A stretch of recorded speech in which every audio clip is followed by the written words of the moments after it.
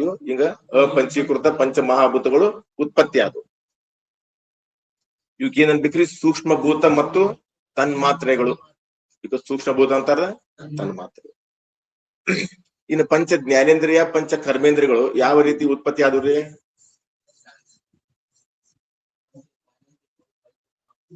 ಒಂದೊಂದು ಭೂತಗಳ ಸತ್ವಗುಣದಿಂದ ಪಂಚ ಜ್ಞಾನೇಂದ್ರಿಯ ಉತ್ಪತ್ತಿ ಆಗ್ಯಾವ. ಒಂದೊಂದು ಭೂತಗಳ ಅಂದ್ರೆ ವ್ಯಷ್ಟಿ. ವ್ಯಷ್ಟಿ ಅಂದ್ರೆ ಏನ್ರಿ? ಒಂದೊಂದು ಭೂತಗಳ ಸತ್ವಗುಣದಿಂದ ಪಂಚ ಜ್ಞಾನೇಂದ್ರಿಯಗಳು, ಒಂದೊಂದು ಭೂತಗಳ ರಜೋಗುಣದಿಂದ ಪಂಚ ಕರ್ಮೇಂದ್ರಿಯಗಳು. ಇನ್ನ ಸಮಷ್ಟಿ ಭೂತಗಳ ಅಂದ್ರೆ 5 ಭೂತಗಳ ರಜೋಗುಣದಿಂದ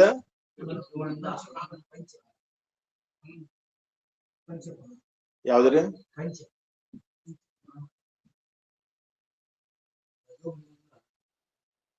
ಪಂಚಪ್ರಾಣ. 5 ಭೂತಗಳ ರಜೋಗುಣದಿಂದ ಪಂಚ ಪ್ರಾಣಗಳು ಉತ್ಪತ್ತಿ. 5 ಭೂತಗಳ ಸತ್ವಗುಣದಿಂದ ಅಂತಃಕರಣ ಚತುಷ್ಟಯ. ಹೌದಾದ್ರಿ? ಈಗ ಆಕಾಶದ ಸತ್ವಗುಣದಿಂದ ಶ್ರೋತ್ರೇಂದ್ರಿಯ. ಆಕಾಶದ ಸತ್ವಗುಣದಿಂದ ಶ್ರೋತ್ರೇಂದ್ರಿಯ ಯಾಕೆ ತಗೋತೀರಿ ನೀವು? ಮೊದಲು ಉತ್ಪತ್ತಿ ಆಗಿದ್ದೇ ಆಕಾಶ. ಯಾಕ್ರಿ? ತಸ್ಮಾದ್ವಾ ಏ ತಸ್ಮಾದ್ ಆತ್ಮನ ಆಕಾಶ ಸಂಭೂತ. ಮೊಟ್ಟ ಮೊದಲಿಗೆ ಪರಮಾತ್ಮನಿಂದ ಉತ್ಪತ್ತಿ ಆಗಿದ್ದು ಯಾವ್ದಪ್ಪ ಅಂದ್ರೆ ಆಕಾಶವೇ. ಆದ್ರಿಂದ ಆಕಾಶ ಮೊದಲು. ಆಕಾಶದ ಸತ್ವಗುಣದ ಭಾಗವು ಶ್ರೋತ್ರೇಂದ್ರಿಯವಾಗಿದೆ. ಯಾಕಂದ್ರೆ ಶ್ರೋತ್ರೇಂದ್ರಿಯವು ಶಬ್ದವನ್ನು ಕೇಳುತ್ತದೆ. ಆಕಾಶದ ಸತ್ವಗುಣದ ಭಾಗ ಶ್ರೋತ್ರೇಂದ್ರಿಯವಾಗಿದೆ. ಆಕಾಶದ ರಜೋಗುಣ ಭಾಗ ವಾಗೇಂದ್ರಿಯವಾಗಿದೆ. ಶ್ರೋತ್ರೇಂದ್ರಿಯವು ಶಬ್ದವನ್ನು ಕೇಳುತ್ತದೆ ಮತ್ತು ವಾಗೇಂದ್ರಿಯವು ಕೂಡ ಶಬ್ದವನ್ನು ಮಾತಾಡುತ್ತದೆ, ಅಂದ್ರೆ ಉಚ್ಚರಿಸುತ್ತದೆ, ಶಬ್ದವನ್ನು ಹೇಳುತ್ತದೆ. ಯಾಕಂದ್ರೆ ಆಕಾಶದ ಗುಣ ಏನ್ರಿ? ಶಬ್ದ. ಅಂದ್ಮೇಲೆ ಇವು ಮತ್ತು ಇವು ಕೂಡ ಅದೇ ಕೆಲಸ ಮಾಡ್ಬೇಕು. ಇವು ಅದು ತಂದೆ, ಇವ್ರು ಇಬ್ರು ಮಕ್ಕಳು ಇವ್ರು, ಮತ್ತೆ ತಂದೆ ಗುಣ ಬರಬೇಕ. ಯಾಕ್ರೆ ಇದು ಕೂಡ ಶಬ್ದವನ್ನು ಕೇಳ್ತದೆ, ಇದು ಶಬ್ದವನ್ನು ಉಚ್ಚಾರ ಮಾಡ್ತದೆ. ಶ್ರೋತ್ರೇಂದ್ರಿಯ ಶ್ರೋತ್ರವು ಏನೈತ್ರಿ? ಅದ ಶ್ರೋತ್ರವು ಜ್ಞಾನೇಂದ್ರಿಯವಾಗಿದೆ. ಆಮೇಲೆ ವಾಗೇಂದ್ರಿಯವು ಕರ್ಮೇಂದ್ರಿಯ. ಯಾಕ್ರಿ ಅಂತಂದ್ರೆ ಅಲ್ಲ, ಇದು ಜ್ಞಾನ ಮಾಡ್ಕೋತೈತಿ. ಇದ ಶ್ರೋತ್ರೇಂದ್ರಿಯ ಮರಿದೆ ಜ್ಞಾನಕ್ಕೆ ಕಾರಣ ಐತಿ. ಇದು ಮತ್ತ ವಾಗೇಂದ್ರಿಯ ಕರ್ಮಕ್ಕೆ ಕಾರಣ ಐತಿ. ಯಾಕಂದ್ರೆ ಸತ್ವಾತ್ ಸಂಜಾಯತೆ ಜ್ಞಾನಂ.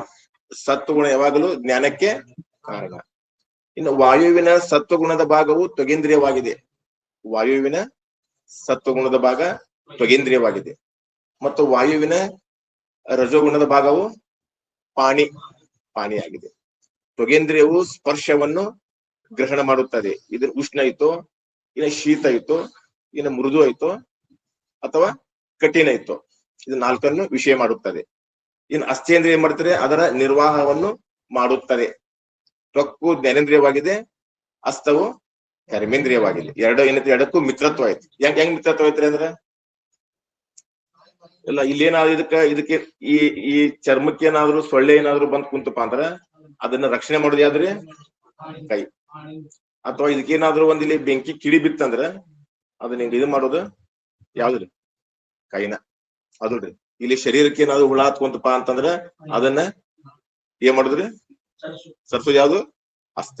ಅಂದ್ಮೇಲೆ ಎಡಕ್ಕೂ ಮಿತ್ರತ್ವ. ಇನ್ನು ತೇಜದ ಸತ್ವಗುಣದ ಭಾಗ ಚಕ್ಷು. ತೇಜ ಅಂದ್ರೆ ಅಗ್ನಿಯ ಸತ್ವಗುಣದ ಭಾಗವು ಏನಾಗೈತಿ? ಚಕ್ಷುರೇಂದ್ರಿಯ ಅಂದ್ರೆ ನೇತ್ರೇಂದ್ರಿಯವಾಗಿದೆ. ಮತ್ತೆ ತೇಜದ ರಜೋಗುಣದ ಭಾಗ ಪಾದೇಂದ್ರಿಯ. ಚಕ್ಷುರೇಂದ್ರಿಯವು ರೂಪವನ್ನು ತಿಳಿಯುತ್ತದೆ. ಏನ್ ಮಾಡಿದ್ರು? ರೂಪ ಅಂದ್ರೆ ಏನ್ರಿ? ಇದನ್ ಕೆಂಪೈತೋ, ಕರಗೈತೋ, ಬೆಳಗೈತೋ ಎಲ್ಲ ಗುಣಗಳನ್ನು ತಿಳಿಯೋದು ಯಾವ್ದ್ರಿ? ನೇತ್ರೇಂದ್ರಿಯ. ಅದು ರೂಪವನ್ನು ವಿಷಯ ಮಾಡುತ್ತದೆ. ಮತ್ತೆ ಪಾದೇಂದ್ರಿಯವು ಅಲ್ಲಿಗೆ ಹೋಗುತ್ತದೆ. ಚಕ್ಷು ಅದೇನೈತ್ರಿ? ಚಕ್ಷು ಜ್ಞಾನೇಂದ್ರಿಯವಾಗಿದೆ, ಪಾದವು ಕರ್ಮೇಂದ್ರಿಯವಾಗಿದೆ. ಇವು ಎರಡಕ್ಕೂ ಮಿತ್ರತ್ವ ಇದೆ. ಅಂದ್ರೆ ನೇತ್ರೇಂದ್ರಿಯವು ಅಲ್ಲಿ ಹೋಗಿ ಅದನ್ನ ನೋಡಿದಾಗ ಈ ಪಾದ ಹೋಗ್ತಾರೆ. ಅಲ್ಲಿ ಒಂದ್ ವಸ್ತು ಅಲ್ಲಿ ಬಿದ್ದೈತಪ್ಪ ಅಂತ ಮೊದಲು ಇದನ್ನ ನೋಡ್ಬೇಕ. ನೋಡಿದಾಗ ಈ ಪಾದ ಮುಂದೆ ಹೋಗುತ್ತೆ. ಅಲ್ಲಿವರೆಗೂ ಹೋಗುದು. ಇನ್ನು ಜಲದ ಸತ್ವಗುಣದ ಭಾಗ ಏನಾಗೈತ್ರಿ? ರಸನೇಂದ್ರಿಯ ಅಂದ್ರೆ ಜೀವೇಂದ್ರಿಯ. ಜಲದ ರಜೋಗುಣದ ಭಾಗವು ಉಪಸ್ಥೇಂದ್ರಿಯ ಅಥವಾ ವಾಯುನು ಅಂತಾರ್ರಿ, ಉಪಸ್ಥೇಂದ್ರಿಯ ಅಂತ. ಇನ್ನ ಜೀವೇಂದ್ರಿಯವು ರಸಗ್ರಹಣವನ್ನು ಮಾಡುತ್ತದೆ. ನಾಲಿಗೆ ಮಾಡ್ತಾರೆ, ಷಡ್ ರಸವನ್ನು ಗ್ರಹಣ ಮಾಡುತ್ತದೆ. ಯಾವ್ರವು? ಉಪ್ಪು, ಹುಳಿ, ಸಿಹಿ, ಕಹಿ, ಉಪ್ಪು, ಹುಳಿ, ಖಾರ, ಒಗರು, 6 ಷಡ್ ರಸಗಳನ್ನು ಗ್ರಹಣ ಮಾಡುತ್ತದೆ. ಮತ್ತು ಉಪಸ್ಥೇಂದ್ರಿಯವು ರಸವನ್ನು ತ್ಯಾಗ ಮಾಡುತ್ತದೆ. ಇದೇನ್ ಮಾಡ್ತಾರೆ? ಇದ ರಸಗ್ರಹಣ ಮಾಡ್ತೈತಿ, ಅದು ರಸವನ್ನು ತ್ಯಾಗ ಮಾಡುತ್ತದೆ. ಜೀವೇಂದ್ರಿಯವು ಏನೈತ್ರಿ? ಅದು ಜ್ಞಾನೇಂದ್ರಿಯ ಐತಿ. ಉಪಸ್ಥೇಂದ್ರಿಯ ಕರ್ಮೇಂದ್ರಿಯವಾಗಿದೆ. ಇವು ಎರಡಕ್ಕೂ ಮಿತ್ರತ್ವ ಇರುತ್ತದೆ. ಇನ್ನು ಪೃಥ್ವಿಯ ಸತ್ವಗುಣದ ಭಾಗವು ಗ್ರಾಣೇಂದ್ರಿಯವಾಗಿದೆ ಮತ್ತು ಪೃಥ್ವಿಯ ರಜೋಗುಣದ ಭಾಗವು ಗುದೇಂದ್ರಿಯವಾಗಿದೆ. ಗ್ರಾಣೇಂದ್ರಿಯವು ಗಂಧವನ್ನು ಗ್ರಹಣ ಮಾಡುತ್ತದೆ ಮತ್ತು ಗುದೇಂದ್ರಿಯವು ಗಂಧವನ್ನು ತ್ಯಾಗ ಮಾಡುತ್ತದೆ. ಗ್ರಾಣೇಂದ್ರಿಯವು ಜ್ಞಾನೇಂದ್ರಿಯವಾಗಿದೆ, ಗುದವು ಕರ್ಮೇಂದ್ರಿಯವಾಗಿದೆ. ಯಾಕಂದ್ರೆ ಇದೇನ್ ಮಾಡ್ತೈತಿ? ಗುದ ಏನ್ ಮಾಡ್ತಿದ್ರೆ ಮಲವನ್ನು ತ್ಯಾಗ ಮಾಡ್ತೈತಿ. ಅದೇ ಇದು ಮೂಗ್ ಏನ್ ಮಾಡ್ತೈತ್ರಿ? ಅದು ಸುಗಂಧ ಆಯ್ತು, ದುರ್ಗಂಧ ಆಯ್ತು ಅಂತೇಳಿ ತಿಳಿಯುತ್ತದೆ. ಇಲ್ಲಿಗೇನಾತ್ರಿ? ಒಂದೊಂದು ಭೂತಗಳ ಸತ್ವಗುಣದಿಂದ ಪಂಚ ಜ್ಞಾನೇಂದ್ರಿಯಗಳು, ಒಂದೊಂದು ಭೂತಗಳ ರಜೋಗುಣದಿಂದ ಪಂಚ ಕರ್ಮೇಂದ್ರಿಯಗಳು ಉತ್ಪತ್ತಿ ಆಗ್ತವೆ. ಇನ್ನು ಉಳಿತೇನ್ರಿ ಈಗ ಪಂಚ ಪ್ರಾಣಗಳು, ಮನಸ್ಸು, ಬುದ್ಧಿ. ಪಂಚ ಪ್ರಾಣಿಯಾಗಿರುವ 5 ಭೂತಗಳ ರಜೋಗುಣದಿಂದ ಪಂಚ ಪ್ರಾಣ. ಇನ್ನು 5 ಭೂತಗಳ ಸತ್ವಗುಣದಿಂದ ಅಂತಃಕರಣ ಚತುಷ್ಟಯ ಅಂದ್ರೆ ಮನಸ್ಸು, ಬುದ್ಧಿ. ಇನ್ನು ಎಲ್ಲಿ ಬಂದಿಗಳು ಈಗ? ಬರ್ರಿ ಈಗ 67ನೇ ಪ್ರಶ್ನೆ ತೆಗೆದುಕೊಳ್ಳಿ. 43ನೇ ಪೇಜ, 63ನೇ ಪ್ರಶ್ನೆ. 17 ತತ್ವಗಳನ್ನು ತಿಳಿಯುವುದರಿಂದ ಏನು ಫಲ? ಯಾಕ್ರಿ ಪ್ರಯೋಜನ ಏನಪ್ಪಾ ಅಂದ್ರ 17 ತತ್ವಗಳು ನಾನಲ್ಲ, ನನ್ನವಲ್ಲ. ಇವು ಅಪಂಚೀಕೃತ ಪಂಚ ಮಹಾಭೂತಗಳದ್ದಾಗಿವೆ. 17 ತತ್ವಗಳು 17 ತತ್ವಗಳನ್ನು ತಿಳಿಯುವಂತಹ ಫಲವಾಗಿದೆ. ಇದೇನಂದ್ರೆ ಇವ್ರ ಇವು 17 ತತ್ವಗಳು, ಇವು ನಾನು ಅಲ್ಲ, ಇವು ನನೂ ಅಲ್ಲ ಅಂತ ತಿಳಿದುಕೊಳ್ಳುವುದೇ ಫಲ. ಇದರಂತ ಫಲ ಮತ್ತೊಂದಿಲ್ಲ. ಆತ್ಮ ಲಾಭಾತ್ ಪರಂ ಲಾಭೋ ನ ವಿದ್ಯತೆ ಅಂದಂಗ ಈಗೇನಾಗ್ತದೆ? ಇದ್ರ ಫಲ ಏನ್ರಿಪಾ ಅಂದ್ರ ಇವು ನಾನು ಅಲ್ಲ, ಇವು ನನೂ ಅಲ್ಲ ಅಂತ ತಿಳಿದುಕೊಳ್ಳುವುದೇ ಫಲ. ಅದ್ರ ನಾವೇನ್ ಮಾಡಿವ್ರಿ? ಅಜ್ಞಾನ ಕಾಲದಾಗ ದೇಹದ ಧರ್ಮಗಳಲ್ಲಿ, ಇಂದ್ರಿಯ ಧರ್ಮಗಳಲ್ಲಿ, ಅಂತಃಕರಣದ ಧರ್ಮಗಳಲ್ಲಿ ತಾದಾತ್ಮ ಸಂಬಂಧವುಳ್ಳವನಾಗಿ, ಯಾಕ್ರಿ ತಾದಾತ್ಮ ಸಂಬಂಧವುಳ್ಳವನಾಗಿ ನಾನು ಹುಟ್ಟುತ್ತೇನೆ, ನಾನು ಸಾಯುತ್ತೇನೆ. ಯಾಕ್ರಿ ತಾದಾತ್ಮ ಸಂಬಂಧವುಳ್ಳವನಾಗಿ ನಾನು ಹುಟ್ಟುತ್ತೇನೆ, ನಾನು ಸಾಯುತ್ತೇನೆ. ನಾನು ಕೇಳುತ್ತೇನೆ, ನಾನು ಶಬ್ದವನ್ನು ಕೇಳುತ್ತೇನೆ, ನಾನು ನೋಡುತ್ತೇನೆ. ಆಮೇಲೆ ಪ್ರಾಣದ ಧರ್ಮವಾದ ಹಸಿವು ತೃಷೆಗಳು, ನನಗೆ ಹಸಿವು, ನನಗೆ ತೃಷೆಗಳು. ಆಮೇಲೆ ಅಂತಃಕರಣದ ಧರ್ಮಗಳಾದ ಕರ್ತ ಭೋಕ್ತ, ನಾನೇ ಕರ್ತ, ನಾನೇ ಭೋಕ್ತ. ನಾನೇ ಕರ್ತ, ನಾನೇ ಏನ್ರಿ? ನಾನು ಪುಣ್ಯ ಪಾಪ ಕರ್ಮಗಳನ್ನು ಮಾಡುವವನು. ನಾನು ಪುಣ್ಯ ಪಾಪಗಳ ಕರ್ಮಗಳನ್ನು ಮಾಡುವವನು ಮತ್ತು ಅವುಗಳ ಫಲವಾದ ಸುಖ ದುಃಖಗಳನ್ನು ಉಣ್ಣುವವನು. ನಾನೇ ಮಾಡವ, ನಾನೇ ಉಣ್ಣವ, ನಾನೇ ನಗವನು ನಾನೇ, ಅಳವನು ನಾನೇ ಅಂತ ನಮ್ಗೇನಾಗಿತ್ರಿ? ಮೊದಲ ತಾದಾತ್ಮ ಸಂಬಂಧ ಆಗಿತ್ತ. ಎಲ್ಲರಿ ಅಂತಃಕರಣದಾಗ ತಾದಾತ್ಮ ಸಂಬಂಧ ಆಗಿತ್ತ. ಈಗೇನಾತ್ರಿ? ಈಗ ನಮ್ಗ ಹೃದಯ ಗ್ರಂಥಿ ಛೇದನ ಆತ. ಅಜ್ಞಾನ ಕಾಲದಾಗ ನಾವ್ ಏನ್ ಮಾಡಿದ್ದೀವ್ರಿ? ಇವುಗಳೇ ನಾನು ಅಂತ ತಿಳ್ಕೊಂಡಿದ್ವಿ. ನಾವು ಅನಾತ್ಮವಾದ ದೇಹಾದಿ ಧರ್ಮಗಳನ್ನು ಆತ್ಮನ ಮೇಲೆ ಆರೋಪ ಮಾಡ್ಕೊಂಡ್ಬಿಟ್ಟಿದ್ವಿ. ನಾವು ಆತ್ಮನೇ ಹುಡ್ತಾನ, ಆತ್ಮನೇ ಸಾಯ್ತ. ಶರೀರ ಹುಡ್ತದ, ಶರೀರ ಸಾಯ್ತೈತಿ. ಆದ್ರ ನಾವೇನ್ ಮಾಡೀವಿ? ನಾನೇ ಘಟ ಹುಟ್ಟೈತೋ, ಘಟಾಕಾಶ ಹುಟ್ಟೈತಿ? ಘಟ ಹುಟ್ಟೈತಿ. ಆದ್ರ ನಾವೇನಂತೀವ್ರಿ? ಅಲ್ಲಿ ಘಟಾಕಾಶ ಹುಟ್ಟೈತಿ, ಘಟಾಕಾಶ ನಾಶವಾಗುತ್ತದೆ. ಆದ್ರ ಆಕಾಶ ಘಟಾಕಾಶ ಅದು ಉತ್ಪತ್ತಿಯೂ ಇಲ್ಲ, ನಾಶವೂ ಇಲ್ಲ. ಅದರಂತೆ ಶರೀರ ಹುಟ್ಟೈತಿ, ಶರೀರ ಸಾಯ್ತೈತಿ. ಆದ್ರ ನಾವೇನಂತೀವ್ರಿ? ನಾನೇ ಹುಟ್ಟುತ್ತೇನೆ, ನಾನೇ ಸಾಯುತ್ತೇನೆ. ಅಂದ್ಮೇಲೆ ಇಲ್ಲಿ ಅನಾತ್ಮವಾದ ದೇಹಾದಿ ಧರ್ಮಗಳನ್ನು ಆತ್ಮನ ಮೇಲೆ ಆರೋಪ ಮಾಡಿಕೊಳ್ಳುವುದೇ ಇದಕ್ಕೇನಂತಾರ್ರಿ? ಸ್ವರೂಪ ಅಧ್ಯಾಸ. ಇದಕ್ಕೇನ್ಬೇಕ್ರಿ? ಸ್ವರೂಪಾಧ್ಯಾಸ. ದೇಹದ ಧರ್ಮಗಳಾಗಿರ್ಲಿ, ಇಂದ್ರಿಯಗಳ ಧರ್ಮಗಳಾಗಿರ್ಲಿ, ಪ್ರಾಣದ ಧರ್ಮಗಳಾಗಿರ್ಲಿ, ಅಂತಃಕರಣದ ಧರ್ಮಗಳಾಗಿರ್ಲಿ, ಇವೆಲ್ಲ ಧರ್ಮಗಳನ್ನು ಆತ್ಮನ ಮೇಲೆ ಆರೋಪ ಮಾಡಿಕೊಳ್ಳುವುದೇ ಸ್ವರೂಪಾಧ್ಯಾಸ. ಈಗ ನಮಗೇನಾತ್ರಿ, ಗುರುಮುಖದಿಂದ ನಾವು ಪಂಚೀಕರಣವನ್ನು ಕೇಳಿದಾಗ ಇವು ಯಾವ ನಾನೂ ಅಲ್ಲ ನಂದೂ ಅಲ್ಲ. ಯಾಕಂದ್ರೆ ದೇಹವೇ ನಾನು ಅಂದ್ಮೇಲೆ ದೇಹದ ಧರ್ಮಗಳು ನನಗ್ ಆಗ್ತಾವೇನೋ ಅಂದ್ರ ಆಗೋದಿಲ್ಲ. ಆ ಮನಿನೇ ನಂದಲ್ಲ ಅಂದ್ಮೇಲೆ ಆ ಮನೇಲಿರುವಂತ ವಸ್ತುಗಳು ಅವು ನನಗಾಗೋದಿಲ್ಲ. ಇದುವೇ ಫಲ.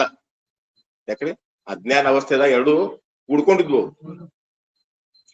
ಅಜ್ಞಾನದ ಅವಸ್ಥೆ ಏನಾಗೈತ್ರಿ, ಎರಡು ಕೂಡ್ಕೊಂಡ ವ್ಯವಹಾರ ಆಗ್ತಿದ್ವು. ಈಗ ಯಾವಾಗ ನಾವು ಗುರುಮುಖದಿಂದ ಈ ಪಂಚೀಕರಣವನ್ನು ನಾವು ಕೇಳಿದಿವಲ್ಲ, ಅವಾಗ ನಮ್ಗೆ ಜ್ಞಾನೋದಯ ಆತ. ಇವು ಯಾವು ನಾನಲ್ಲ. ಎನ್ನೊಡನೆ ಸಮರಸ ಇನ್ನು ಬೇಡ, ಎಲೆ ತನುವೆ ನೀನು ನನಗೆ ಅನ್ಯ. ಎನ್ನೊಡನೆ ಸಮರಸ ಇನ್ನು ಬೇಡ, ಎಲೆ ತನುವೆ ನೀನು ನನಗೆ ಅನ್ಯ. ನೀನ ಬೇರೆ ಅದಿ, ನಾನ ಬೇರೆ ಅದಿ. ಹೆಂಗ್ ಬೇರೆ ಅದಿನ ಅಂತಂದ್ರ, ಖುಷಿ ನೀನು ಹೆಂಗದೇನ್ರಿ? ಈ ಶರೀರ ಅಸತ್ಯ ಐತಿ, ಶರೀರ ಅಸತ್ಯ ಐತಿ, ಜಡ ಐತ್ರಿ ಇದು, ಮತ್ತು ದುಃಖಮಯ ಐತಿ. ಶರೀರ ಅಸತ್ಯ ಐತಿ, ಜಡ ಐತಿ, ದುಃಖ ಐತಿ, ಅನಿತ್ಯ ಐತಿ, ಪರಿಚಯ ಐತಿ. ಐತಿಲ್ರಿ? ಇದು ಅಸತ್ಯ ಐತಿ, ದುಃಖ, ಶರೀರ ಅಸತ್ತು, ಜಡ, ದುಃಖ, ಇದು ಅನಿತ್ಯ, ಇದು ಪರಿಚಿನ್ನ ಐತಿ. ಮತ್ತ ನಾ ಹೆಂಗದೇನ್ರಿ?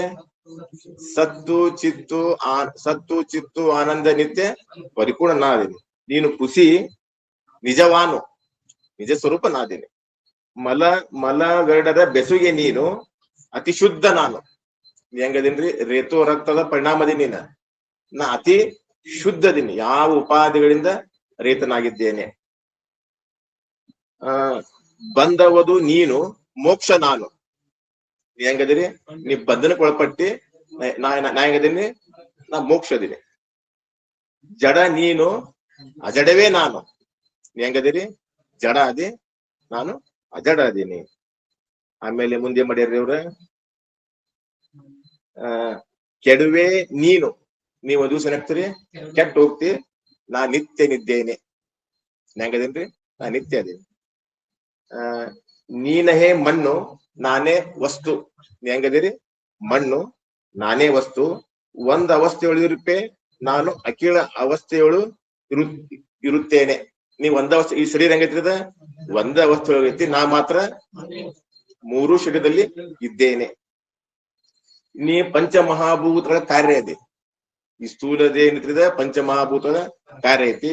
ಇನ್ನು ಸೂಕ್ಷ್ಮ ಶರೀರ ಅಪಂಚೀಕೃತ ಪಂಚಮಹಾಭೂತಗಳ ಕಾರ್ಯ ಐತಿ. ಮತ್ ನಾ ಹೆಂಗದೇನ್ರಿ? ನಿರ್ವಿಕಾರ, ಯಾವ ವಿಕಾರನು ಇಲ್ಲ. ಕುಂದು ಹೆಚ್ಚು ನೀನು. ಹೆಂಗದಿರ್ರಿ? ಕುಂದು ಹೆಚ್ಚು ನೀನು, ಸಮನಾನು. 6 ವಿಕಾರಗಳು ನಿನಗೈತಿ. ಹೆಂಗದಿ? 6 ವಿಕಾರ ನಿನಗೈತಿ, ನನಗ ಯಾವ ವಿಕಾರಗಳು ಇಲ್ಲ. ಇನ್ನ ದೃಶ್ಯ ನೀನು, ದೃಕ್ ನಾನು. ಹೆಂಗದಿರಿ? ಈ ಶರೀರ ಹೆಂಗಿದ್ರದ ದೃಕ್ ಐತಿ, ಇನ್ನ ದೃಶ್ಯ ನಾನು ಅಂತೇಳಿ ನಿಜಗುಂಡ್ರಿ ಏನ್ ಮಾಡ್ಯಾರ್ರಿ? ಜ್ಞಾನ ಪ್ರತಿಪಾದನಾ ಸ್ಥಳದಲ್ಲಿ ಅವರು ನಮಗೆ ಉಪದೇಶ ಮಾಡ್ಯಾರ್ರಿ. ಅಂದ್ಮೇಲೆ ಎನ್ನೊಡನೆ ಸಮರಸ ಇನ್ನು ಬೇಡ, ಎಲೆ ತನುವೆ ನೀ ನನಗೆ ಅನ್ಯ. ಅಜ್ಞಾನ ಕಾಲದಾಗ ನಾವ್ ಇಬ್ರು ಕೂಡ್ಕೊಂಡಿದ್ವಿ. ಅಜ್ಞಾನ ಕಾಲದಾಗ ಏನ್ ಮಾಡಿದ್ವಿ? ಅಂತಃಕರಣದಾಗ ನಾವು ಕೂಡ್ಕೊಂಡು ವ್ಯವಹಾರ ಮಾಡ್ತಿದ್ದೆ. ಈಗೇನಾತ್ರಿ?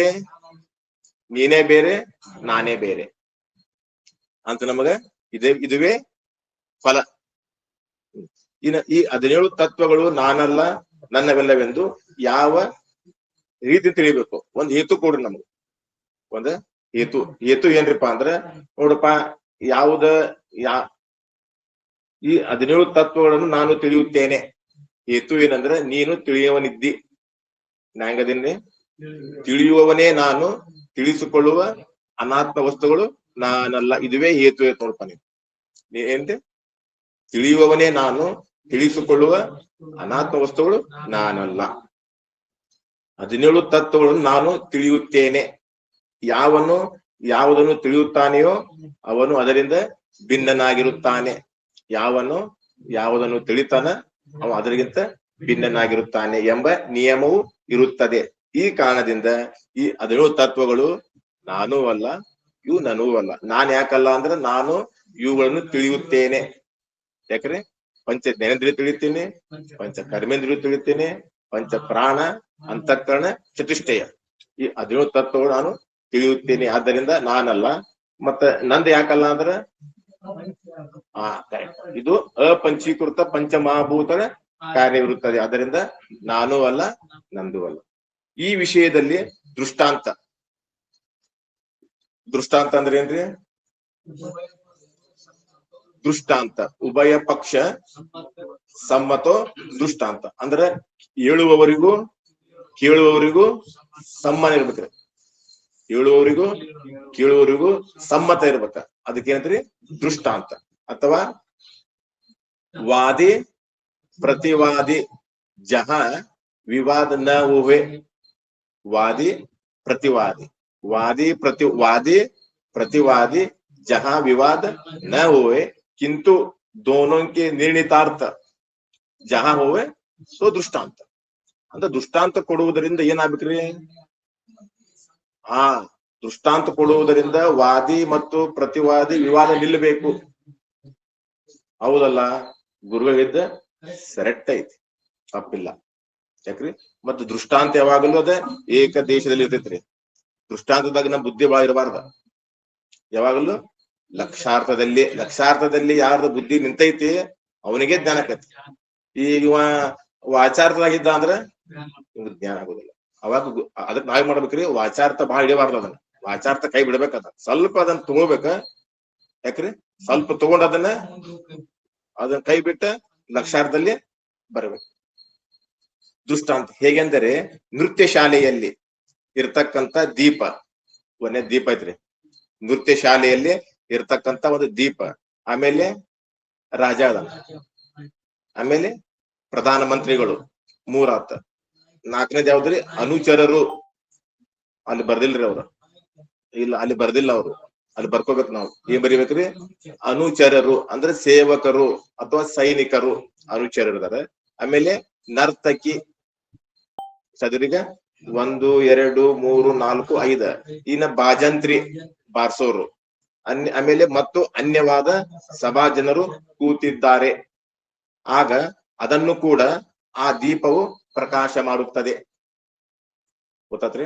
ಯಾವ್ಯಾವ ಮಾಡ್ತಾರೆ? ಒಂದೇದ ದೀಪ ಐತ್ರಿ ಅಲ್ಲಿ. ಎಲ್ಲಿರಿ? ನೃತ್ಯ ಶಾಲೆಯಲ್ಲಿ ಒಂದು ದೀಪ ಐತಿ. ಇದ ದೀಪ ಅಂತ ತಿಳ್ಕೊಡ್ರಿ. ಇದು ದೀಪ ಐತಿ. ಈ ದೀಪ ಐತಿ. ಆ ದೀಪಕ್ಕೆ ಯಾರದಾರ್ರಿ? ಒಬ್ಬ ರಾಜ ಅದಾನ, ಪ್ರಧಾನ ಮಂತ್ರಿ, ಆಮೇಲೆ ಅನುಚರರು, ನರ್ತಕಿ, ಆಮೇಲೆ ಬಾಜಂತ್ರಿ, ಆಮೇಲೆ ಸಭಾ ಜನರು ಕೂತಿದ್ದಾರೆ. ಆಗ ಕೂಡ ಪ್ರಕಾಶ ಮಾಡುತ್ತದೆ. ಮತ್ತು ಸರ್ವರು ಎದ್ದು ಹೋದರೆ ಆಗ ಶೂನ್ಯವನ್ನು ಕೂಡ ಆ ದೀಪ ಪ್ರಕಾಶ ಮಾಡುತ್ತದೆ. ಅಂದ್ರೆ ಇದ್ದಾಗೂ ಪ್ರಕಾಶ ಮಾಡ್ತದ, ಇರ್ಲಾರ್ದಾಗೂ ಪ್ರಕಾಶ ಮಾಡ್ತದ. ಸಿದ್ಧಾಂತ ಅಷ್ಟೇ ಸಿಕ್ಕಿಲ್ರಿ ಇನ್ನೋರ್ಗ. ಸಿದ್ಧಾಂತ ಅಂದ್ರೆ ಏನ್ರಿ? ಅಂತ್ಯ ನಿರ್ಣಯ ಸಿದ್ಧಾಂತ. ಅದರಂತೆ ಇಲ್ಲಿ ನೃತ್ಯ ಶಾಲೆ ಯಾವ್ದು ಅಂದ್ರೆ ಇಲ್ಲಿ ಸ್ಥೂಲ ದೇಹವೇ ನೃತ್ಯ ಶಾಲೆ. ಈ ಸ್ಥೂಲ ದೇಹದಲ್ಲಿ ರಾಜ ಯಾರ್ರಿ? ಅಲ್ಲ, ದೀಪ ಯಾವುದು?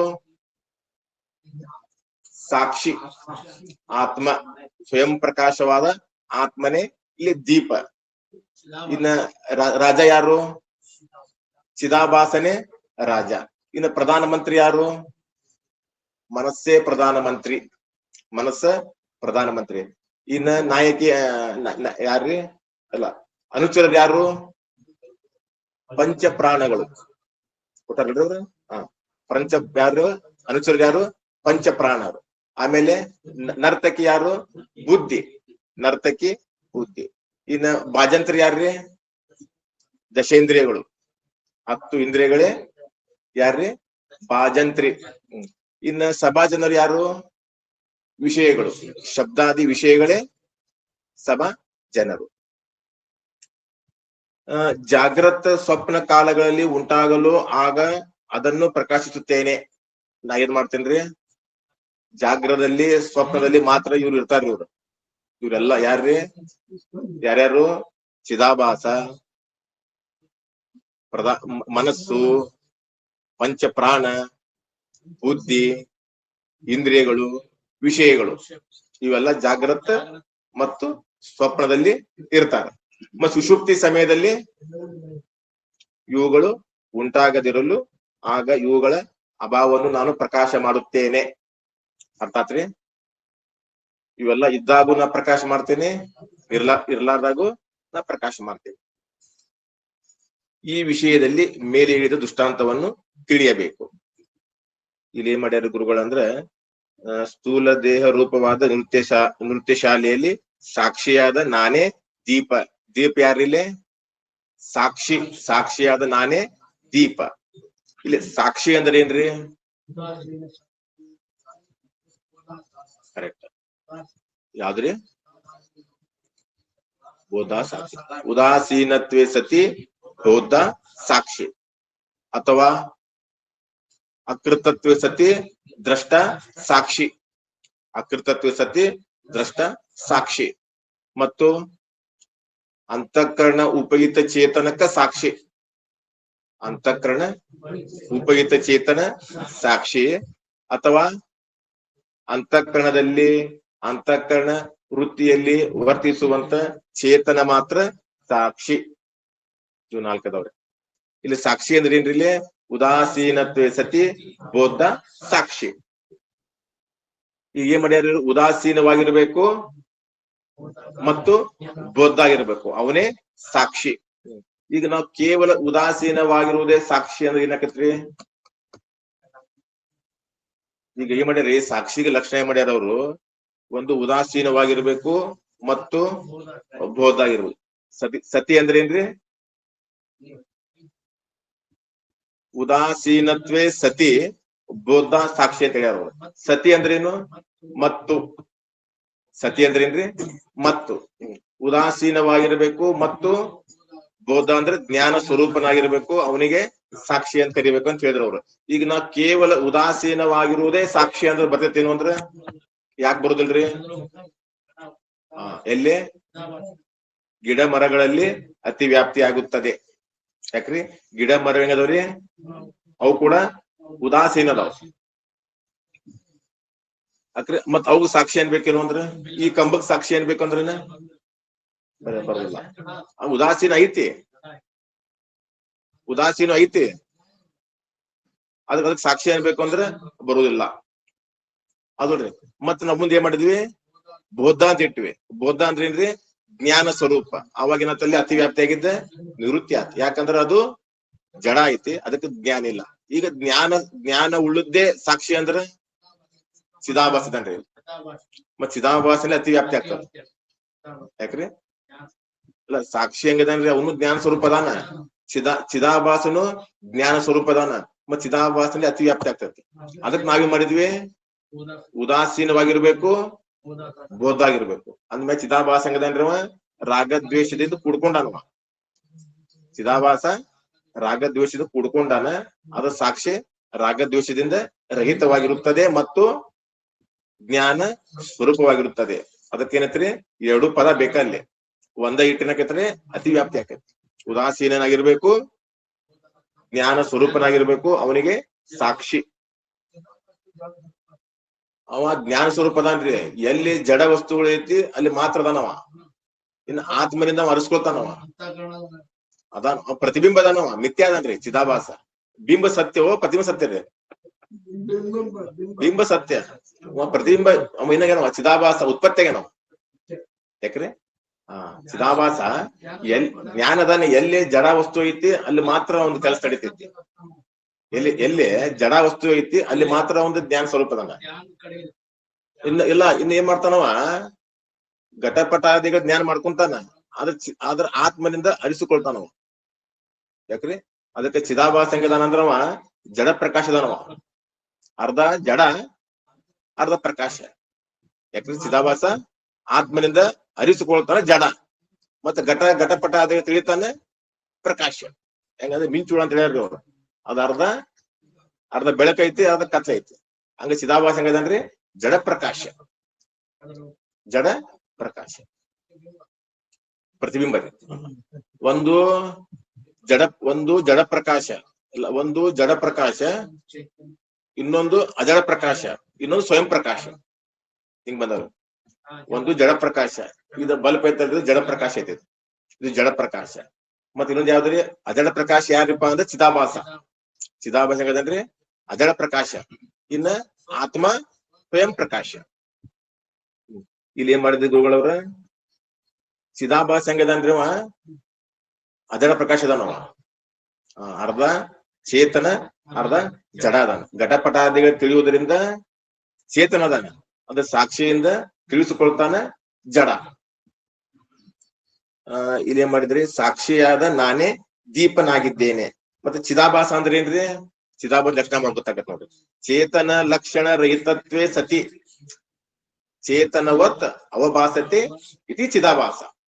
ಚೇತನ ಲಕ್ಷಣ ರಹಿತ, ಚೇತನ ಲಕ್ಷಣಗಳು ಅವನಲ್ಲಿ ಇಲ್ಲ, ಚೇತನಂತೆ ತೋರ್ತಾನ, ಅವನಿಗೆ ಚಿದಾಭಾಸ ಅದಾತ್ರಿ. ಇನ್ನು ಚೇತನ ಅಂದ್ರೆ ಏನು,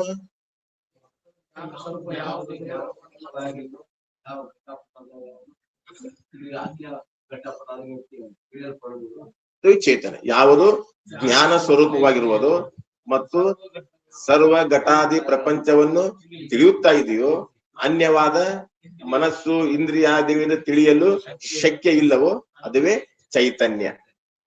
ಈ ಚಿದಾಭಾಸ ಹೆಂಗದಾನಂದ್ರೆ ಇವ ಘಟಪಟಾದಿ ತಿಳಿತಾನ, ಅದ್ರ ಆತ್ಮನಿಂದ ತಿಳಿಸ್ಕೊಳ್ತಾನ. ಮತ್ತೆ ಅಹಂ ಬ್ರಹ್ಮಾಸ್ಮಿ ಜ್ಞಾನ ಆಗೋದು ಯಾರಿಗ್ರಿ, ಚಿದಾಭಾಸನಿಗೆ. ಆತ್ಮನಿಗೆ ಅವ ನಿತ್ಯ ಮುಕ್ತದ. ಚಿದಾಭಾಸನಿಗೆ ಬಂದ, ಚಿದಾಭಾಸನಿಗೆ ಮೋಕ್ಷ ಐತಿ. ಇಲ್ಲೇ ಮಾಡಿದ್ರಿ. ಈಗ ಇಲ್ಲಿ ದೀಪ ಯಾರ್ರಿ ಅಂದ್ರೆ ಇಲ್ಲಿ ಸಾಕ್ಷಿಯಾದ ನಾನೇ ದೀಪ. ಇನ್ನು ಮಂತ್ರಿ ಯಾರ್ರಿಪ್ಪ ಅಂದ್ರ ಅಲ್ಲ, ರಾಜ ಯಾರ್ರಿ ಅಂದ್ರೆ ಚಿದಾಭಾಸನೇ ರಾಜ. ಆಮೇಲೆ ಮಂತ್ರಿ ಯಾರು, ಇದು ಯಾರು ಮಂತ್ರಿ ಯಾರು, ಮನಸ್ಸೇ ಮಂತ್ರಿ. ಆಮೇಲೆ ಅನುಚರರು ಯಾರು, ಪಂಚ ಪ್ರಾಣಗಳು, ಪಂಚ ಪ್ರಾಣಗಳೇ ಅನುಚರರು. ಆಮೇಲೆ ನರ್ತಕಿ ಯಾರ್ರಿ, ಬುದ್ಧಿನೇ ನರ್ತಕಿ. ಆಮೇಲೆ ಬಾಜಂತ್ರಿಗಳು ದಶೇಂದ್ರಿಯಗಳು. ಆಮೇಲೆ ಶಬ್ದಾದಿ ವಿಷಯಗಳು ಸಭಾ ಜನರು. ಜಾಗ್ರತ ಸ್ವಪ್ನದಲ್ಲಿ ಇವೆಲ್ಲ ಇದಾರ್ರಿ. ಚಿದಾಭಾಸದಾನ, ಮನಸ್ಸು ಐತಿ, ಪಂಚ ಪ್ರಾಣಗಳು ಅದಾವು, ಆಮೇಲೆ ಬುದ್ಧಿ ಐತಿ, ಆಮೇಲೆ ಇಂದ್ರಿಯಗಳು ಅದಾವು. ಎಲ್ಲವೂ ಜಾಗ್ರತೆಯಲ್ಲಿ ಸ್ವಪ್ನದಲ್ಲಿ. ಇವುಗಳ ಉಂಟಾಗಲು ಆಗ ಅದನ್ನು ಕೂಡ ನಾನು ಪ್ರಕಾಶ ಮಾಡುತ್ತೇನೆ. ಅವ್ರು ಇದ್ದಾಗ ಪ್ರಕಾಶ ಮಾಡ್ತೇನೆ. ಸುಷುಪ್ತಿ ಸಮಯದಲ್ಲಿ ಇವುಗಳ ಉಂಟಾಗದಿರಲು ಆಗ ಇವುಗಳ ಅಭಾವವನ್ನು ಕೂಡ ನಾನು ಪ್ರಕಾಶ ಮಾಡುತ್ತೇನೆ. ಅಂದ್ರೆ ಭಾವವನ್ನು ಪ್ರಕಾಶ ಮಾಡುತ್ತೇನೆ, ಅಭಾವವನ್ನು ಪ್ರಕಾಶ ಮಾಡುತ್ತೇನೆ. ಸುಷುಪ್ತಿಯಲ್ಲಿ ಇವೆಲ್ಲವೂ ಅಭಾವ. ಯಾಕ್ರಿ ಇವೆಲ್ಲ ಏನಾಗ್ತಾವ್ರಿ, ಯಾವ್ದ್ರಿ, ಮನಸ್ಸು, ಬುದ್ಧಿ, ಪಂಚ ಕರ್ಮೇಂದ್ರಿಯ, ಪಂಚ ಪ್ರಾಣಗಳು, ಪಂಚ ಕರ್ಮೇಂದ್ರಿಯ, ಪಂಚ ಎಲ್ಲವೂ ಅವಿದ್ಯೆಯಲ್ಲಿ ಲಯವಾಗುತ್ತವೆ. ಸುಷುಪ್ತಿ ಸಮಯದಲ್ಲಿ ಇವುಗಳ ಉಂಟಾಗದಿರಲು ಆಗ ಇವುಗಳ ಅಭಾವವನ್ನು ಕೂಡ ನಾನು ಪ್ರಕಾಶ ಮಾಡುತ್ತೇನೆ. ಈ ವಿಷಯದಲ್ಲಿ ಮೇಲೆ ಈ ದೃಷ್ಟಾಂತವನ್ನು ತಿಳಿಬೇಕು. ಮತ್ತೆ ಮುಂದೆ ಪ್ರಶ್ನೆ ಬರ್ರಿ, 70ನೇ ಪ್ರಶ್ನೆ. ಅದನ್ನು ಹೇಗೆ ತಿಳಿಯಬೇಕು? ನೀವು ನಾ ಎಲ್ಲವನ್ನು ಪ್ರಕಾಶ ಮಾಡ್ತೇನೆ ಅಂತಂದ್ರಿ, ಯಾವ ರೀತಿ ನಾ ಪ್ರಕಾಶ ಮಾಡ್ತೇನೆ ಗುರುಗಳನ್ನ?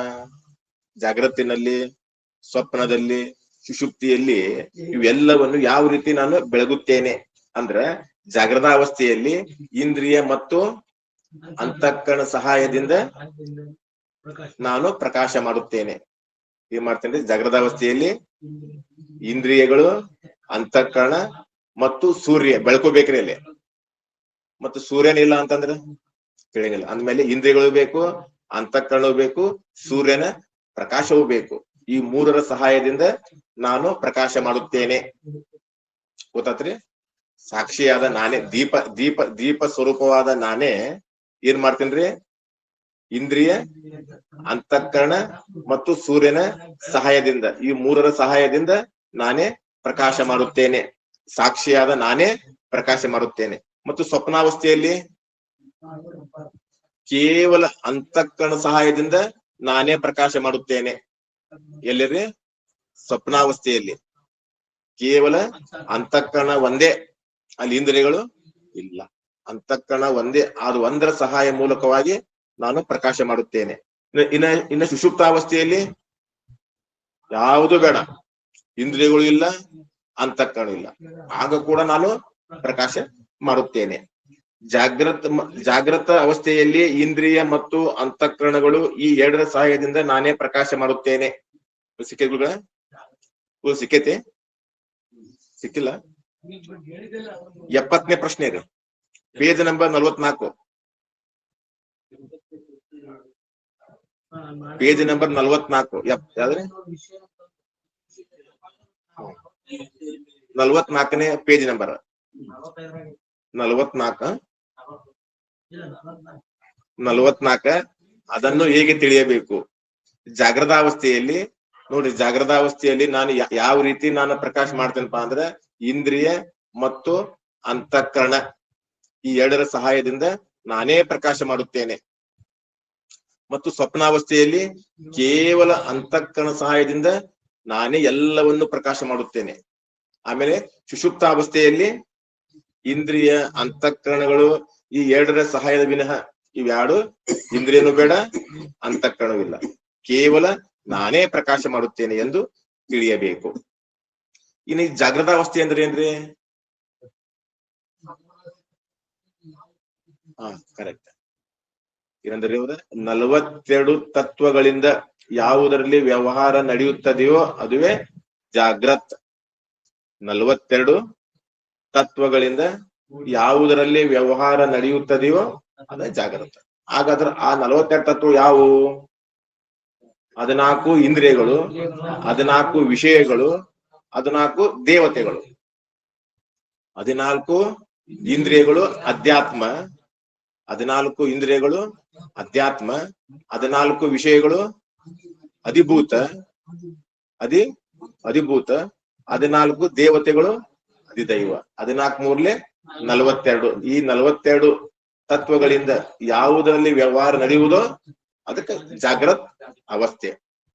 ಇನ್ನು ಜಾಗೃತಾವಸ್ಥೆಯಲ್ಲಿ ಈ ಜೀವನ ಸ್ಥಾನ ಯಾವುದು? ಎಲ್ಲಿರ್ತಾನ್ರಿ ಜೀವ? ನೇತ್ರಸ್ಥಾನ. ಅಲ್ರಿ, ನೇತ್ರಸ್ಥಾನದಾಗ ಇರ್ತಾನಂದ್ರ ಮತ್ತ ಅಲ್ಲಿ ಕಾಲಾಗ ಮತ್ ಕೈಯಾಗಿರೋದಿಲ್ಲ ಅಂದ್ರೆ ಎಲ್ಲಾ ಇರ್ತಾನೆ, ವಿಶೇಷವಾಗಿ ನೇತ್ರಸ್ಥಾನ. ಈಗ ನಮ್ ಮನೆ ಐತಲ್ರಿ, ನಮ್ ಮನ್ಯಾಗ ನಾವ್ ಎಲ್ಲಿ ಇರ್ತೀವ್ರಿ ಬಾಳ ಹೊತ್ತಂದ್ರ ಬೆಡ್ರೂಮ್ನಾಗ ಇರೋದು ಬಾಳ ಹೊತ್ತ. ಹಾಲ್ನ್ಯಾಗ ಅಲ್ಲಿ ಸ್ವಲ್ಪ ಕಡಿಮೆ, ಬೆಡ್ರೂಮ್ನಾಗ.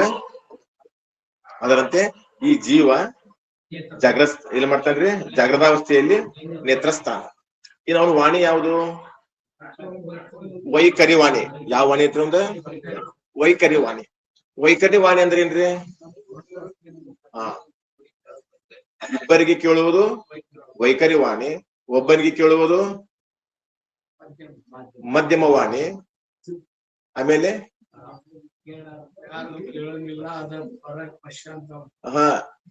ಇಬ್ಬರಿಗೆ ಕೇಳುವುದು ವೈಖರಿ ವಾಣಿ, ಒಬ್ಬನಿಗೆ ಕೇಳುವುದು ಮಧ್ಯಮ ವಾಚ, ಆಮೇಲೆ ಇನ್ನೊಬ್ರಿಗೆ ಕೇಳೋದು ಪಶ್ಯಂತಿ. ಕರೆಕ್ಟ್. ಇನ್ನೊಬ್ರಿಗೆ ಅಷ್ಟೇ ಕೇಳ್ತೈತಿ. ಅಂದ್ರೆ ಸುಷುಪ್ತಾವಸ್ಥೆಯಲ್ಲಿ ನಾವೇನ್ ಮಾಡ್ತೀವಿ? ಬರಬರಸಿರ್ತೀವಿ ನಾವು, ಅದು ನಮಗ್ ಕೇಳಂಗಿಲ್ಲ. ಅದು ಗೊರಕೆ ಹೊಡಿತೀವಲ್ಲ, ಅದು ಬೇರೆ. ಅದಕ್ಕೇನಾಗ್ಬೇಕ್ರಿ? ಪಶ್ಯಂತಿ ವಾಣಿ. ಆಮೇಲೆ ಅವಂಗ ಇದು ಯಾವ್ದ್ರಿ? ಗುಣ ಯಾವುದು ಜಾಗೃತಾವಸ್ಥೆಯಲ್ಲಿ? ಸತ್ವ ಗುಣ. ಅವನು ಭೋಗ ಯಾವುದು? ಸ್ಥೂಲ ಭೋಗ. ಆಮೇಲೆ ಅಭಿಮಾನಿ ಯಾರು? ವಿಶ್ವ. ಅಂದ್ರೆ ನೇತ್ರಸ್ಥಾನ, ಆಮೇಲೆ ವೈಖರಿ ವಾಣಿ, ಆಮೇಲೆ ಸ್ಥೂಲ ಭೋಗ. ಗುಣ ಯಾವ್ದ್ರಿ? ಸತ್ವಗುಣ. ಆಮೇಲೆ ಅಭಿಮಾನಿ ಯಾರು? ವಿಶ್ವ. ಅಥವಾ ಇದು ಏನ್ರಿದೆ? 42 ತತ್ವಗಳಿಂದ ಯಾವುದರಲ್ಲಿ ವ್ಯವಹಾರ ನಡೆಯುತ್ತದೆಯೋ ಅದಕ್ಕೆ ಜಾಗೃತಾವಸ್ಥೆ ಅಂತ ಒಂದ್ ಲಕ್ಷಣ ಮಾಡ್ಯಾರ. ಇನ್ನೊಂದ್ ಏನ್ ಮಾಡ್ಯಾರ್ರಿ?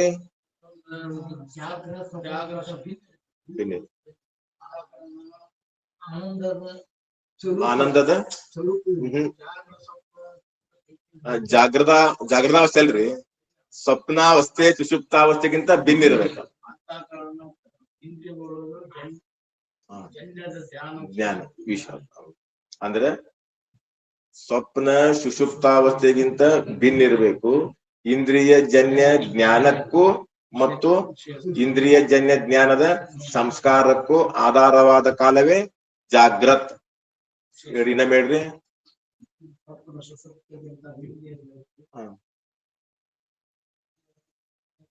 ಜ್ಞಾನಕ್ಕೂ ಮತ್ತು ಅವುಗಳ ಸಂಸ್ಕಾರಕ್ಕೂ, ಅದುವೇ ಜಾಗ್ರತ. ಗೊತ್ತಾತ್ರಿ? ಇನ್ನು ಸ್ವಪ್ನಾವಸ್ಥೆ ಅಂದ್ರ ಇಂದ್ರಿಯ ಅಜನ್ಯ ವಿಷಯ ಗೋಚರ ಅಪರೋಕ್ಷ ವೃತ್ತಿಗೆ ಸ್ವಪ್ನ. ಇಂದ್ರಿಯಗಳು ಇರಬಾರ್ದ ಸ್ವಪ್ನಾವಸ್ಥೆಯಲ್ಲಿ, ಇಂದ್ರಿಯ ಇರಬಾರ್ದು, ವಿಷಯಗಳ ಜ್ಞಾನದ ಆಗ್ತಿರ್ಬೇಕಲ್ಲಿ. ಆಗೈತಿಲ್ರಿ? ಅಲ್ಲಿ ಇಂದ್ರಿಯಗಳು ಇಲ್ಲ, ವಿಷಯಗಳ ಜ್ಞಾನ ಆಗೈತಿ. ಅದ ವೃತ್ತಿ ಯಾವ್ದಂದ್ರಲ್ಲಿ ಅಂತಃಕರಣದ ಪ್ರತ್ಯಕ್ಷ ಇರ್ಬೇಕಲ್ಲಿ. ಅಂತಃಕರಣದ ಅಪರೋಕ್ಷರನ್ರಿ ಪ್ರತ್ಯಕ್ಷರನ್ರಿ ಎರಡು ಒಂದೇ. ಇಂದ್ರಿಯ ಅಜನ್ಯ ವಿಷಯ ಗೋಚರ ಅಂತಃಕರಣದ ಅಪರೋಕ್ಷ ವೃತ್ತಿಗೆ ಸ್ವಪ್ನಾವಸ್ಥೆ. ಈ ಸ್ವಪ್ನಾವಸ್ಥೆ ಜೀವನ ಸ್ಥಾನ ಯಾವುದು? ಹೌದ್ರಿ, ಕಂಠಸ್ಥಾನ. ಯಾಕೆ ಸ್ವಪ್ನ ಬೀಳೋದು? ಕಂಠಸ್ಥಾನ. ಆಮೇಲೆ ಅವ್ನ ಭೋಗ ಯಾವುದು? ಸೂಕ್ಷ್ಮ ಭೋಗ. ಜೀವೊಂದು ಇಲ್ಲೇ ಸ್ಥೂಲ ಭೋಗ, ಒಂದು ಸೂಕ್ಷ್ಮ ಭೋಗ. ಆಮೇಲೆ ಒಂದು ವಾಣಿ ಯಾವ್ದ್ರಿ? ಮಧ್ಯಮ ವಾಚ. ಆಮೇಲೆ ಗುಣ ಯಾವುದು? ರಜೋಗುಣ ಐತ್ರಿ ಅಲ್ಲಿ. ಯಾಕಲ್ಲಿ ಅವ ಜಾಗ್ರತೆ ಬಂದ ಮೇಲೆ ಅವ ಸರಿಯಾಗಿ ಹೇಳಂಗಿಲ್ಲ. ಅವ ಒಂದ್ ಸ್ವಲ್ಪ ಅರ್ಧಂಬರ್ಧ ಹೇಳ್ಬಿಡ್ತಾನವ. ಅಂದ್ರೆ ಅಲ್ಲಿ ಸ್ಪಷ್ಟ ಐತಿ. ಎಲ್ಲಿರಿ? ಸ್ವಪ್ನದಲ್ಲಿ ಸ್ಪಷ್ಟ, ಜಾಗೃತಿನಲ್ಲಿ ಸ್ಪಷ್ಟ ಜ್ಞಾನ. ಇಲ್ಲಿ ಸ್ಪಷ್ಟ ಐತಿ, ಅಲ್ಲಿ ಸ್ಪಷ್ಟ. ಆಮೇಲೆ ಒಂದು ಇದು ಯಾವ್ದ್ರಿ? ಗುಣ ಯಾವುದು? ರಜೋಗುಣ. ಆಮೇಲೆ ಅಭಿಮಾನಿ ಯಾರು? ತೈಜಸ. ಇನ್ನು ಸುಷುಪ್ತಿ. ಸುಷುಪ್ತಿ ಅಂದ್ರೆ ಏನ್ರಿ?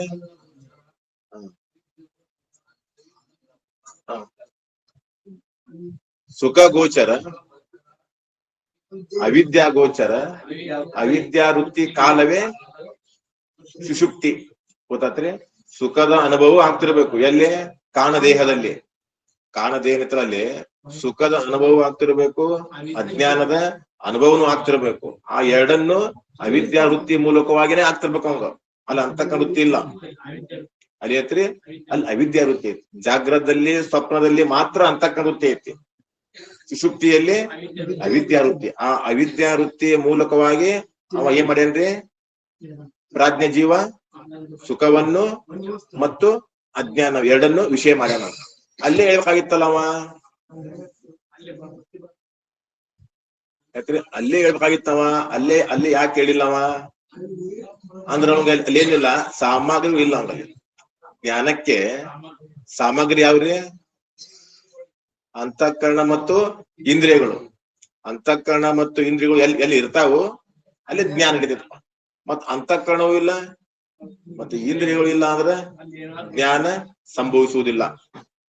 ಗೊತ್ತಾತ್ರಿ? ಅಂತಃಕರಣ ಬೇಕು, ಇಂದ್ರಿಯಗಳು ಬೇಕು, ಅಲ್ಲಿ ಮಾತ್ರ ಜ್ಞಾನ ಸಂಭವಿಸ್ತದ. ಮತ್ತು ಸುಷುಪ್ತಾವಸ್ಥೆಯಲ್ಲಿ ಏನಾಗ್ಯಾವ್ರಿ? ಎಲ್ಲ ಅಂತಃಕರಣ ಇಂದ್ರಿಯಗಳು ತನ್ನ ಕಾರಣವಾದ ಅಜ್ಞಾನದಲ್ಲಿ ಲಯ. ಕಾರ್ಯಸ್ಯ ಕಾರಣೆ ಸಮಾವೇಶ ಲಯ. ಅಂದ್ರೆ ಕಾರ್ಯವು ತನ್ನ ಕಾರಣದಲ್ಲಿ ಒಂದಾಗುವುದಕ್ಕೆ ಲಯ. ಸುಖ ಗೋಚರ, ಅವಿದ್ಯಾ ಗೋಚರ, ಅವಿದ್ಯಾ ವೃತ್ತಿ ಕಾಲವೇ ಸುಷುಪ್ತಿ. ಈ ಸುಷುಪ್ತಿ ಅಂದ್ರೆ ಈ ಸುಷುಪ್ತಿಯಲ್ಲಿ ಜೀವನ ಸ್ಥಾನ ಯಾವುದು? ಯಾವ್ದ್ರಿ? ಹೃದಯ ಸ್ಥಾನ. ಹೌದಲ್ರಿ? ಹೃದಯ ಸ್ಥಾನ. ಜಾಗೃತಾವಸ್ಥೆಯಲ್ಲಿ ನೇತ್ರಸ್ಥಾನ, ಸ್ವಪ್ನಾವಸ್ಥೆಯಲ್ಲಿ ಕಂಠಸ್ಥಾನ, ಸುಷುಪ್ತಾವಸ್ಥೆಯಲ್ಲಿ ಹೃದಯ ಸ್ಥಾನ. ಇರ್ಲಿ, ನಾ ಕೇಳ್ತೀನಿ ನಿಮಗೆ ಕೇಳ್ತೀನಿ. ಜಾಗೃತಾವಸ್ಥೆಯಲ್ಲಿ ನೇತ್ರದಾಗಿರ್ತಾನ, ಸ್ವಪ್ನಾವಸ್ಥೆಯಲ್ಲಿ ಕಂಠಕ್ಕೆ ಬರ್ತಾನ, ಆಮೇಲೆ ಸುಷುಪ್ತಾವಸ್ಥೆಯಲ್ಲಿ ಹೃದಯಕ್ಕೆ ಬರ್ತಾನ.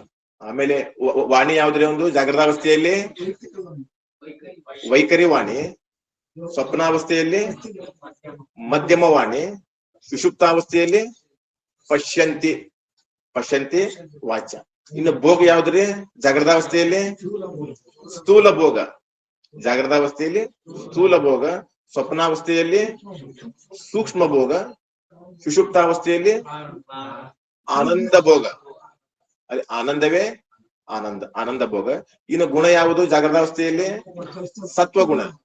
ಜಾಗೃತಾವಸ್ಥೆಯಲ್ಲಿ ಸತ್ವಗುಣ, ಸ್ವಪ್ನಾವಸ್ಥೆಯಲ್ಲಿ ರಜೋಗುಣ, ಸುಷುಪ್ತಾವಸ್ಥೆಯಲ್ಲಿ ತಮೋಗುಣ. ಪೂರ ಕತ್ತಲೆ. ಆಮೇಲೆ ಇನ್ನೊಂದು ಯಾವ್ದು ಬಿಟ್ಟಿರಿ ನಾನು? ಅಭಿಮಾನಿಗಳು. ಅಭಿಮಾನಿ ಯಾರ್ರಿ? ಜಾಗೃತಾವಸ್ಥೆಗೆ ಯಾರು ಅಭಿಮಾನಿ ಯಾರ್ರಿ? ವಿಶ್ವಜೀವ. ಜಾಗೃತಾವಸ್ಥೆಯಲ್ಲಿ ವಿಶ್ವಜೀವ, ಸ್ವಪ್ನಾವಸ್ಥೆಯಲ್ಲಿ ಐತಿಸ ಜೀವ, ಸುಷುಪ್ತಾವಸ್ಥೆಯಲ್ಲಿ ಪ್ರಾಜ್ಞ ಜೀವ.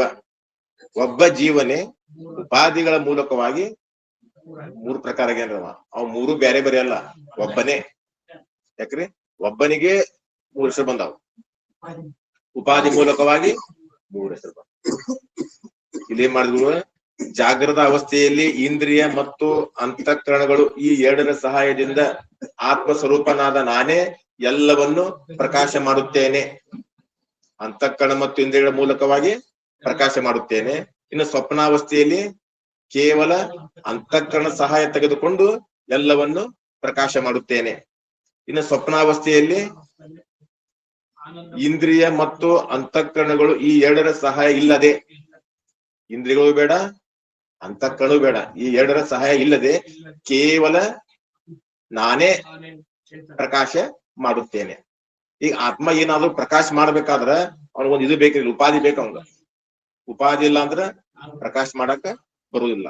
ಈಗ ನಾವು ನೀರ್ ತಗೊಂಡ್ ಬರ್ರಿ ಅಂತಂದ್ರ ಒಂದು ಉಪಾಧಿ ಬೇಕ್ರಿ. ಕೊಡ ಇಲ್ದ ಹೆಂಗ ನೀರ್ ತರಕ್ ಬರ್ತೈತಿ? ಒಂದು ಉಪಾಧಿ ಬೇಕ. ಈ ವಿಷಯದಲ್ಲಿ ಮತ್ತೊಂದು ದೃಷ್ಟಾಂತ ಯಾವ್ದೈತ್ರಿಪಾ? ಒಂದು ಕೊಟ್ರವ್ರ ಯಾವ್ದ್ರಿ? ನೃತ್ಯ ಶಾಲೆಯಲ್ಲಿ. ನೃತ್ಯ ಶಾಲೆ ಐತ್ರಿ, ಅಲ್ಲಿ ಏನೈತ್ರಿ? ಒಂದು ದೀಪ ಐತಿ. ಮತ್ತೇನೈತ್ರಿ ಅಲ್ಲಿ? ರಾಜ ಅದನ, ಪ್ರಧಾನ ಮಂತ್ರಿ, ಆಮೇಲೆ ಅನುಚರರು ಅಂದ್ರೆ ಸೇವಕರು, ಸೈನಿಕರು, ಆಮೇಲೆ ನರ್ತಕಿ, ಆಮೇಲೆ ಭಾಜಂತ್ರಿಗಳು, ಆಮೇಲೆ ಸಭಾ ಜನರು.